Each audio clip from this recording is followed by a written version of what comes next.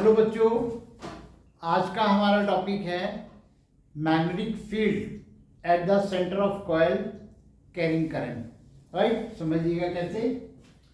ये हमने एक सर्कुलर कॉइल ली, ये देखिएगा, और इस पे करंट हमारा फ्लो हो रहा है आई, और आप जानते हो कि current carrying conductor places magnetic field, और जहां पर इसके सेंटर पर हम मैग्नेटिक फील्ड निकालना चाह रहे हैं, ये इसका सेंटर मान लीजिए, वो इस सेंटर ऑफ दिस सर्कल जो रेडियस है वो है small R. Small R is radius of, इस टॉपिक का नाम है magnetic field induction. Magnetic field induction at center of circular coil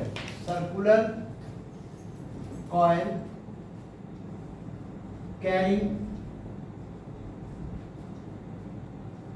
current।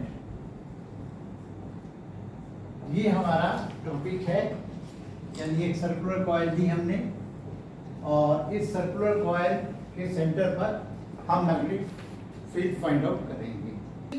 हमें बायट-सेवर्ट लॉ की नॉलेज है, बायट-सेवर्ट लॉ हम यूज करेंगे, और बायट-सेवर्ट लॉ में हमें स्मॉल लेंथ कंसीडर करनी पड़ती है। तो यहाँ पर हमने जो है ये स्मॉल लेंथ कंसीडर कर ली, डीएल, राइट, डीएल। तो यहाँ पे जो आपका आई इंटू डीएल यहाँ पे आप देख रहे हो, ये स्मॉल करंट कैरिंग एलिमेंट हो गया, small carrying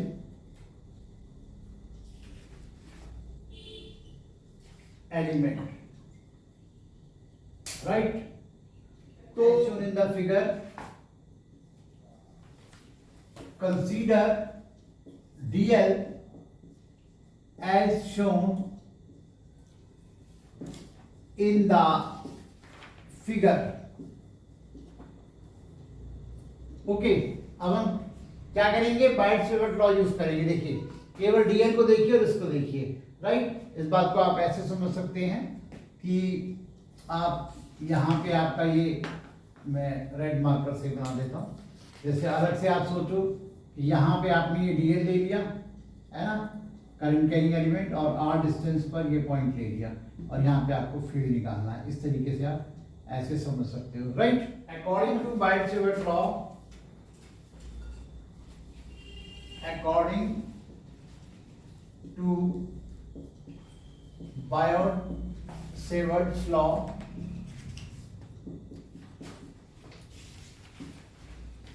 magnetic field induction at O, magnetic field induction at O will be, यहाँ पे आपका हो जाएगा dV is equal to mu naught upon 4 pi I dl sin 90 upon R square. देखिएगा, ये जो एंगल आप देख रहे हो, ये जो एंगल आप देख रहे हो 90 डिग्री है, ये देखिए, ये एंगल जो है ये dl है और ये r है, तो ये एंगल 90 डिग्री हो गया आपका sin 90।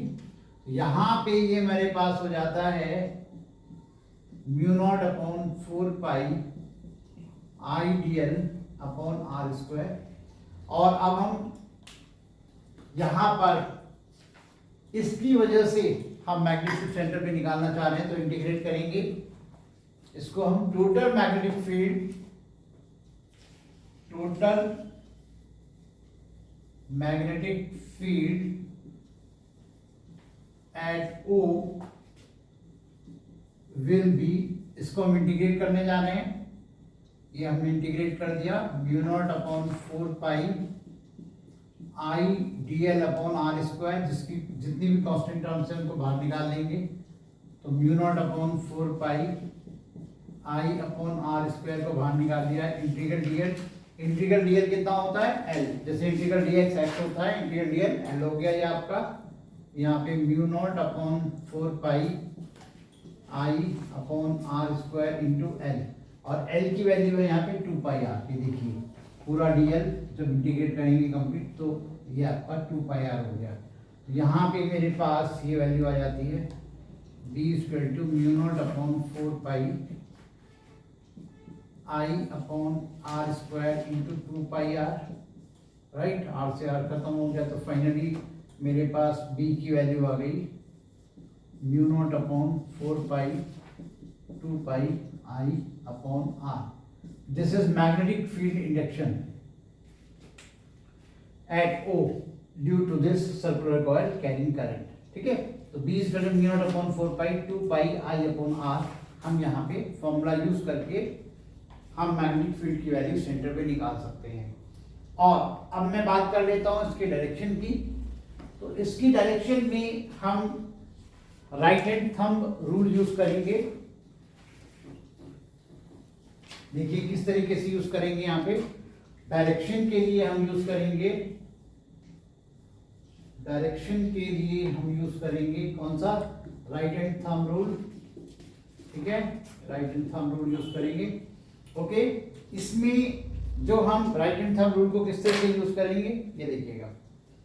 ये जो फिंगर्स हैं ये बता रही हैं कि करंट ऐसे जा रहा है, ये देखिएगा, ये करंट ऐसे जा रहा है एंटी क्लॉकवाइज। ये फिंगर्स बता रही हैं कि करंट ऐसे जा रहा है। थंब क्या बता रहा है, इसकी मैग्नेटिक फील्ड की डायरेक्शन यानी अंदर की तरफ, right.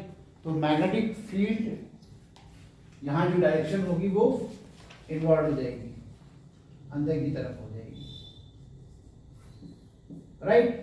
Right hand thumb rule को हम दो तरीके से यूज करते हैं, कंफ्यूज होने की जरूरत नहीं है। जब हम स्ट्रेट करंट कैरिंग कंडक्टर लेते हैं उसमें हम यूज करते हैं, तो हमारी जो फिंगर्स होती हैं मैग्नेटिक फील्ड को बताती हैं, राइट। तभी तो हम इस पॉइंट पे टेंजेंट लेते थे और ये करंट की डायरेक्शन को बताता था। हम यहाँ पे उल्टा हो गया, यहाँ पे जो फिंगर्स हैं हमारी वो करंट की डायरेक्शन को बता रही है, जो थंब बता रहे हैं वो हमारा मैग्नेटिक फील्ड को बता रहा है। तो कंफ्यूज होने की जरूरत नहीं है, ओके बच्चों।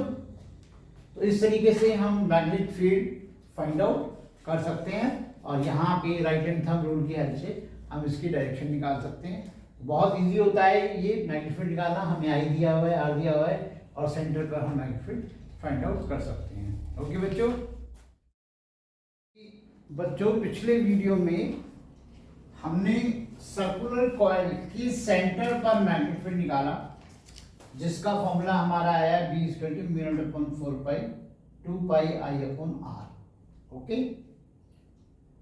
अब की बार भी हम ड्यू टू सर्कुलर कॉइलिंग निकालेंगे, लेकिन सेंटर पर नहीं निकालेंगे। यहां पर एक लाइन लीजिए, देखिए ऐसे करके, और इस पॉइंट पर निकालेंगे। यानी ये पॉइंट कहां पर है, मैग्नेटिक फील्ड तो ड्यू टू सर्कुलर कॉइल ही है, लेकिन ये पॉइंट इसके एक्सिस पर आ रहा है। दैट मीन्स यहाँ पे अब इस डायग्राम को कैसे बनाएंगे ये आप समझ लीजिए। इस डायग्राम को हम बनाएंगे बच्चों, देखिएगा ये चीज जो मैंने समझाई है कि इसके एक्सिस पर एक पॉइंट लिया है। इस चीज को आप यहां देखिए डायग्राम कैसे बनेगा।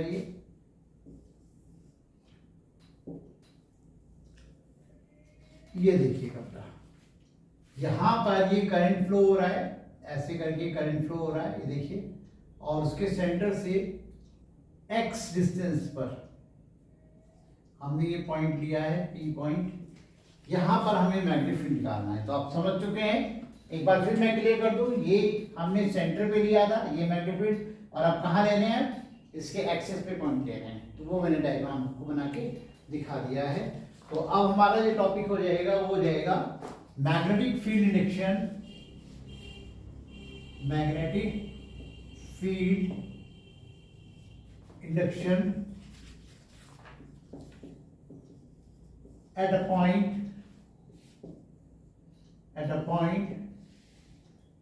on the axis of a circular coil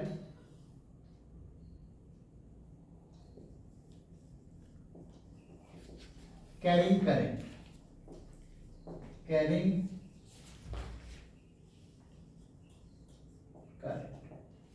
ये हमारा हेडिंग है, ठीक है। अब इसको देखिए किस तरीके से करते हैं।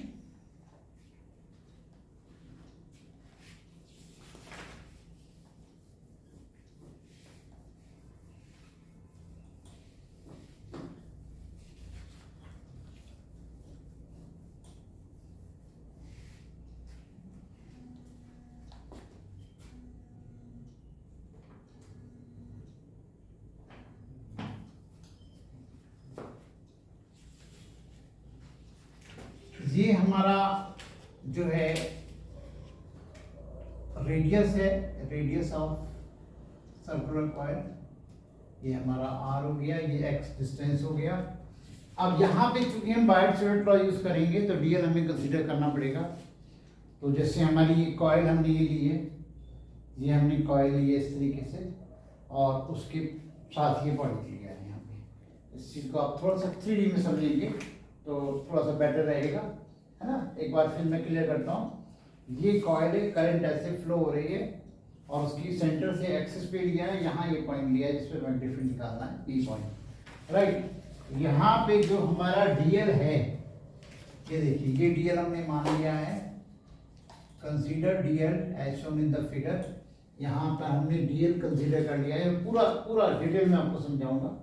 और इस डीएल से इस पॉइंट तक आपने एक लाइन बना ली, तो ये जो लाइन होगी उस डीएल के साथ परपेंडिकुलर होगी, क्योंकि रीजन क्या है, जैसे ये हमारा सर्कल है, ठीक है ना, टॉप पे हमने डीएल ले लिया, तो ये जो लाइन ऐसे बनेगी, है ना, ये तो 90 डिग्री एंगल बना रही होगी, ओके।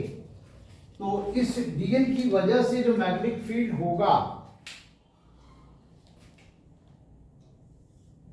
इस डीएल की वजह से जो मैग्नेटिक फील्ड होगा वो इस डायरेक्शन में होगा, डीबी, ओके। तो इस डीएल की वजह से इस पॉइंट पर मैग्नेटिक फील्ड कितना होगा, बायट-सैवर्ट लॉ यूज करेंगे, है ना। तो consider DL as shown in the figure, consider DL as shown in the figure.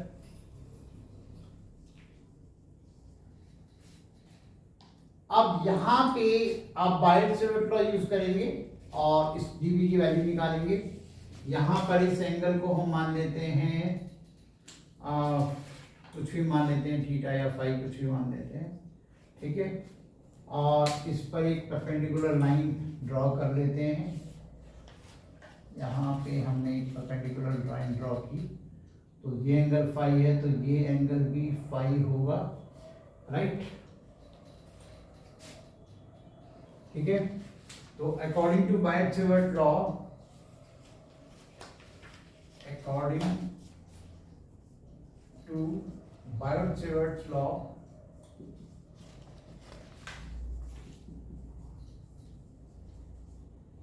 यहां पर जो मैग्नेटिक फील्ड होगा dB, dB is equal to हो जाएगा mu naught upon 4 pi I dl sine 90 अपॉन ये डिस्टेंस होगी, ये क्लियर। और ये डिस्टेंस आपकी बनेगी under root are square plus x square, तो ये हमारे पास हो जाएगा r square plus x square, right. Sine 90 क्यों बना, क्योंकि डीएल और इस आर के बीच में 90 डिग्री होगा, भाई ऐसे बन रहा है इस तरीके से, तो वो जो डीएल होगा इस तरफ होगा और आर इस तरफ होगा, तो बीच में 90 डिग्री एंगल बनेगा। सो मैंने यहाँ लिखा दिया है, ठीक है ना। तो ये आपके पास हो जाता है mu naught upon 4 pi I DL upon R square plus x square, ठीक है। अब जो हम डायरेक्शन निकालेंगे वो तो हम अपना राइट हैंड थंब रूल से निकालेंगे यहाँ पर, ठीक है। और इसमें जो है ये एंगल 90 डिग्री होना चाहिए, क्योंकि जो डीबी होगा वो डीएल और आर से, जैसे वेक्टर फॉर्म में आपको ध्यान होगा, वेक्टर फॉर्म में मैंने ये चीज क्लियर की थी, mu naught upon 4 pi I DL cross R upon R cube. तो जो डीबी होगा वो डीएल के भी परपेंडिकुलर होगा और आर के भी परपेंडिकुलर होगा, तो आर का मतलब ये वाला जो डिस्टेंस है इससे भी परपेंडिकुलर होगा, ठीक है। अब हम क्या करेंगे, इस डीएल के ठीक अपोजिट एक डीएल और कंसीडर करेंगे, मतलब जो भी डीएल आप लेंगे उस डीएल के अपोजिट दूसरा डीएल आप लेंगे, डायमेट्रिकली अपोजिट लेंगे।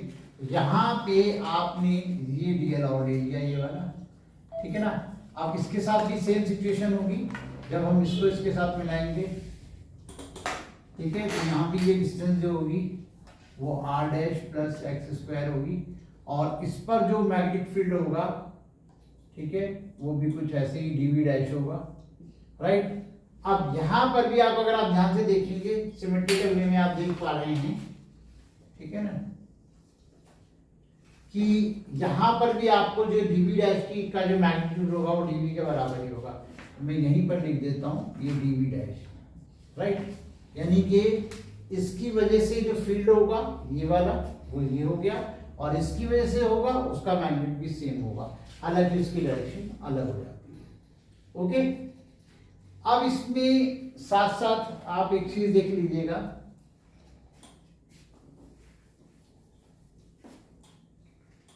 मुझे जरूरत पड़ेगी इसलिए मैं पहले यहाँ पे साइन फाई की वैल्यू आपको दिखा देता हूँ। साइन फाई हो गया परपेंडिकुलर अपॉन हाइपोटेन्यूज, तो ये आपका हो गया r upon under root are square plus x square, या आप कह दीजिए r अपॉन ये R square plus x square half power. Okay, ठीक है, साइन फाई की वैल्यू होगी। अब यहाँ पे आप देखिएगा इस dv के दो कंपोनेंट हम कर रहे हैं, एक तो हमने ये ले लिया और एक हमने ये ले लिया।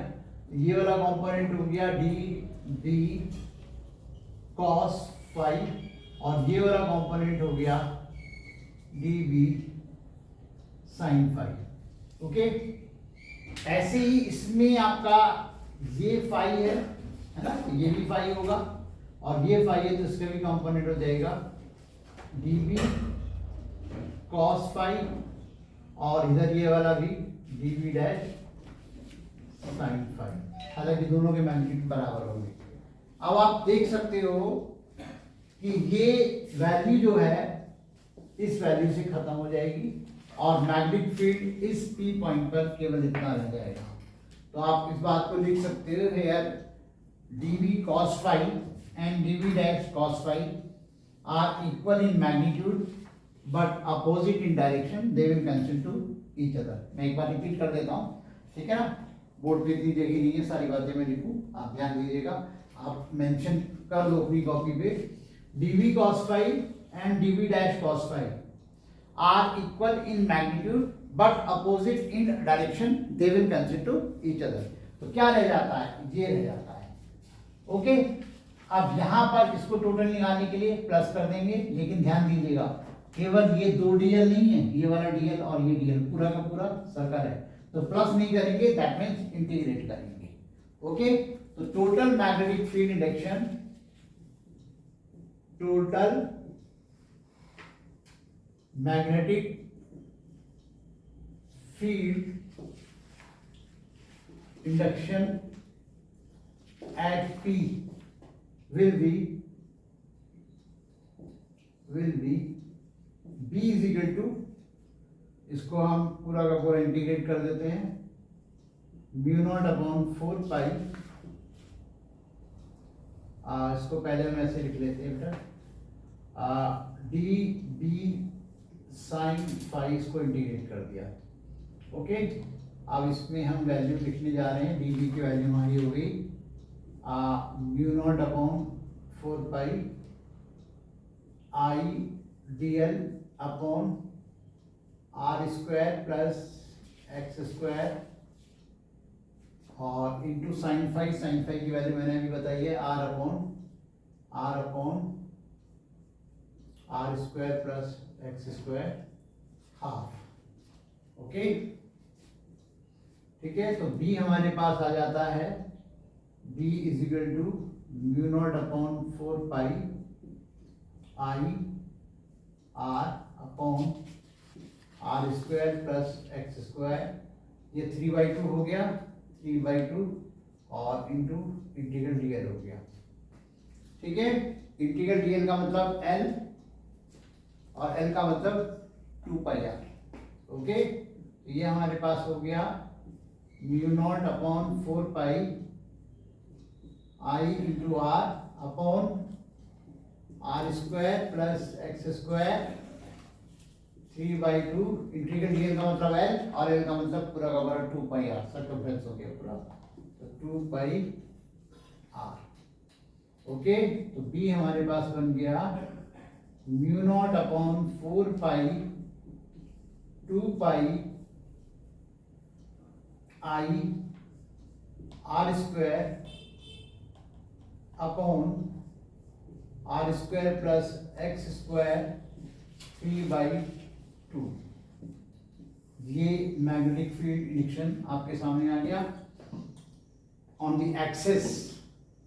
ओके, एक्सेस पर फाइनल इसकी डायरेक्शन क्या होगी, इस तरफ होगी, है ना। तो इसमें भी वही राइट हैंड थंब रूल हम यूज करेंगे डायरेक्शन के लिए, तो right hand thumb rule use कर देंगे इसके लिए, ठीक है ना। जैसे मैंने बताया ना करंट ऐसे फ्लो हो रहा है, ठीक है। ओके, तो करंट जो है वो ऐसे फ्लो हो रहा है, तो हमने हाथ को ऐसे बनाया पी पॉइंट पर, और ये डायरेक्शन थंब की जो डायरेक्शन है वो मैग्नेटिक फील्ड बता रही है। तो यहाँ पे आपके पास मैग्नेटिक फील्ड की डायरेक्शन इस तरफ हो गई, डायग्राम में साफ नजर आ रहा है। और ये जो आपके पास डायरेक्शन को लेकर के तो आपको कंफ्यूजन नहीं होगा। अब इसमें एक चीज मैं साथ में और दिखा देता हूँ कि जैसे जैसे x की वैल्यू बढ़ती जाएगी, यानी x की वैल्यू बढ़ने का मतलब है p पॉइंट और दूर होता जा रहा है, तो जैसे जैसे x की वैल्यू बढ़ेगी वैसे वैसे b की वैल्यू कम होती चली जाएगी, ठीक है ना। और इसमें जो है अगर मैं यहां पर x को 0 कर देता हूं, पहली बात सोचिए x को 0 करने का क्या मतलब हो गया, p पॉइंट सेंटर पे पहुंच गया, तो फिर तो फॉर्मूला हमारा वही आना चाहिए जो सेंटर का है, बिल्कुल वही आएगा। यानी कि इसका मतलब हो गया एट सेंटर, एट सेंटर। तो जब हम ये सारी वैल्यूज रखेंगे x 0 रख देंगे, ठीक है ना, और एक r इस r से खत्म हो जाएगा, तो हमारा वापस वही फॉर्मूला बन जाएगा b mu naught upon 4 pi 2 pi i upon r।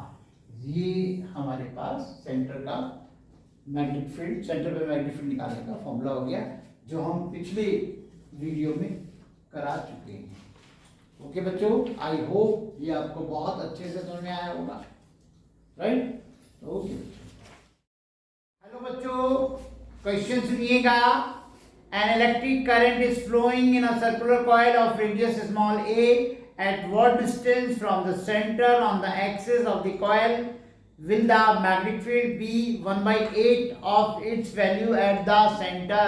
तो सबसे पहले हमने क्वेश्चन समझना है, सॉल्यूशन की तरफ दिमाग लेकर के नहीं जाना है। ओके, वो ये कहता है एक्सियल पॉइंट लेना है हमें, यानी एक्सिस पर मैग्नेटिक फील्ड निकालना है, और दूसरी तरफ है सेंटर, सेंटर पॉइंट है यानी 1/8।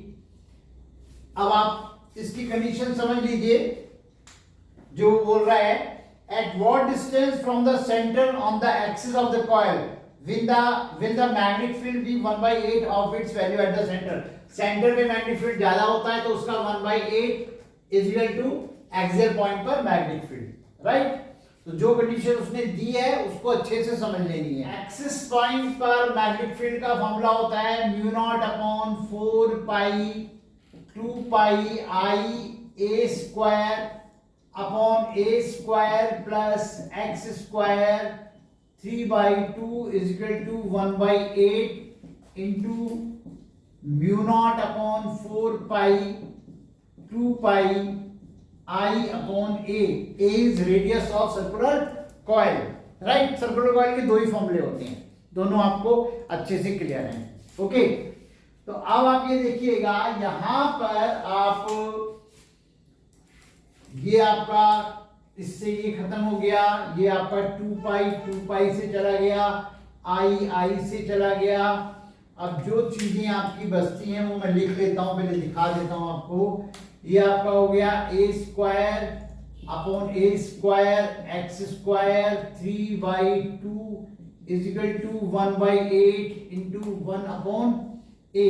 इसको मैं ऐसे लिख लेता हूं कि ये आपका बन जाएगा, ये इस तरफ चला गया, ये इस तरफ चला गया, ये हो गया ए स्क्वायर प्लस एक्स स्क्वायर 3/2 और ये उस तरफ चला गया तो ये आपका हो गया 8a क्यूब और इसको मैं लिख लेता हूं ऐसे 2a और ये आपका क्यूब राइट। तो ये हमारे पास a square plus x square 3/2 is equal to ये हो गया आपका 2a क्यूब, दोनों तरफ क्यूब रूट ले लेते हैं, ठीक है ना। ये आपका बन गया ए स्क्वायर प्लस एक्स स्क्वायर की power 1/2 is equal to 2a, ठीक है। अब क्या करेंगे, क्यूब रूट लेने के बाद स्क्वायर कर देंगे, स्क्वायरिंग ऑन बोथ साइड्स। तो ये आपका हो गया ए square plus x square is equal to इसका स्क्वायर हो गया 4a स्क्वायर राइट। तो ये आपका हो गया X square is equal to 3a square. तो फाइनली एक्स हमें क्या मिल गया, √3 इंटू ए। ये हमारा फाइनल आंसर हो गया। आई होप बच्चों को मेरी बात बहुत अच्छे से क्लियर हो गई होगी। ओके बेटा बच्चों, ये क्वेश्चन हमारा है the magnetic field B due to a current carrying circular loop of radius 12 centimetre at its center is 0.50 into 10⁻⁴ Tesla. Find the magnetic field due to this loop at a point on the axis at a distance of 5 cm from the center. यहाँ पे देखिएगा centre पर magnetic field की भी बात कर रहा है और एक्सिस के पॉइंट पर भी मैग्नेटिक फील्ड की बात कर रहा है। तो यहाँ पर उसने क्या किया है, मैग्नेटिक फील्ड सेंटर पे तो दे दिया है, ठीक है ना, और एक्सिस पर जो पॉइंट बताया हो उस पर मैग्नेटिक फील्ड पूछ रहा है। देखिएगा ध्यान दीजिएगा, यहां पर अगर हम सेंटर पे मैग्नेटिक फील्ड की बात कर रहे हैं B1 is equal to μ0 upon 4 pi 2 pi I upon A। यहां पर B1 की वैल्यू दी हुई है, B1 की वैल्यू देने का मतलब है आप इजीली I निकाल सकते हो क्योंकि बाकी चीजें आपको इसमें इसकी रेडियस भी आपको दी हुई है 12 सेंटीमीटर, तो इजीली करंट निकल जाएगा। और सेंटर पे सॉरी एक्सिस पर जो पॉइंट है उस पर मैग्नेटिक फील्ड पूछ रहा है और वो 5 सेंटीमीटर की डिस्टेंस पे, यानी V2 की वैल्यू पूछ रहा है। V2 क्या है, μ0 upon 4 pi 2 pi I A square upon A square x square 3/2। Clear, B1 आपको दिया है, B2 आपसे पूछ रहा है। तो एक तरीका तो यही जो मैं बता रहा हूं, यहां से I निकालो, यहां पुट कर दो, B2 निकल आएगा। लेकिन थोड़ी सी कैलकुलेशन बड़ी हो जाएगी, तो सबसे बढ़िया तरीका इसमें क्या है, आप डिवाइड कर दो। डिवाइड करने का फायदा क्या हो जाएगा, डिवाइड करने का फायदा ये हो जाएगा I से खत्म हो जाएगा, बहुत कैलकुलेशन ही हो जाएगी, ये वैल्यू से खत्म हो जाएगी, 2 पाई से 2 पाई खत्म, I से I खत्म हो गया। तो ये आपका बन जाएगा A square upon A square x square 3/2 और अपॉन में A का मतलब है यहाँ पहुंच गया, that means A cube upon A square x square 3/2। चलिए मैं इनकी वैल्यूज यहाँ पुट कर देता हूँ। आपको रेडियस 12 सेंटीमीटर दी हुई है और x की वैल्यू 5 सेंटीमीटर दी हुई है, ठीक है ना। तो थोड़ा सा ध्यान रखेंगे तो कैलकुलेशन आप में आपसे कोई प्रॉब्लम नहीं आएगी। तो ये आपका 12 स्क्वायर प्लस 5 स्क्वायर, ठीक है, और ये 3/2, ठीक है।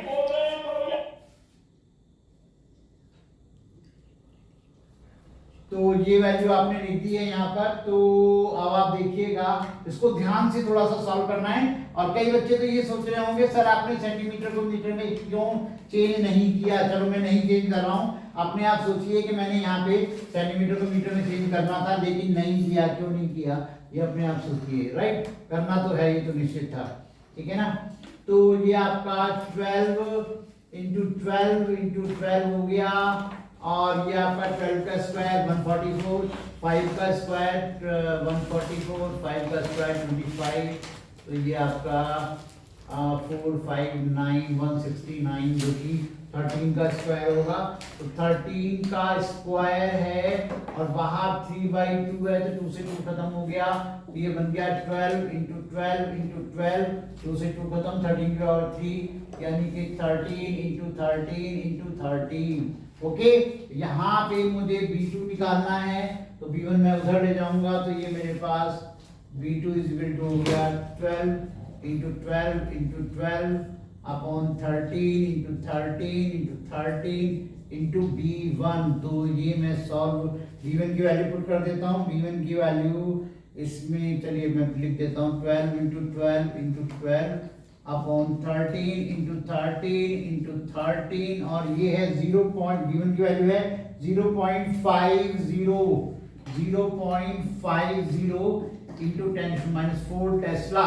तो यहाँ से सॉल्व करके फाइनली मेरे पास ये आ रहा है 3.9 इंटू 10⁻⁻5 टेस्ला। ठीक है, तो यहाँ पे चलो आप कंफ्यूज मत होना, मैंने सेंटीमीटर को मीटर में इसलिए चेंज नहीं किया। अगर मैं चेंज करता भी ऊपर की वैल्यू और नीचे की वैल्यू तो वापस वो सेंटीमीटर के लिए जो मैं वैल्यूज लेता हूँ कटी जाती, इसलिए मैंने डायरेक्ट इसको कर लिया है। कोई दिक्कत वाली बात नहीं है। आई होप कि आपको बहुत अच्छी तरीके से मेरी बात समझ में आ गई होगी। और मैं हर न्यूमेरिकल के लिए आपसे एक बात कहता हूँ, सॉल्यूशन की तरफ सोचना बंद कर दो। बस ये सोचो क्वेश्चन समझ में आ रहा है या नहीं आ रहा है, आ रहा है या नहीं आ रहा है। ठीक है ना, जब एक बार दो बार पढ़ोगे तो वो क्वेश्चन आपको समझ में आना शुरू हो जाएगा। ठीक है, फिर सॉल्यूशन की तरफ दिमाग अपने आप जाएगा। ओके, क्लियर बच्चों?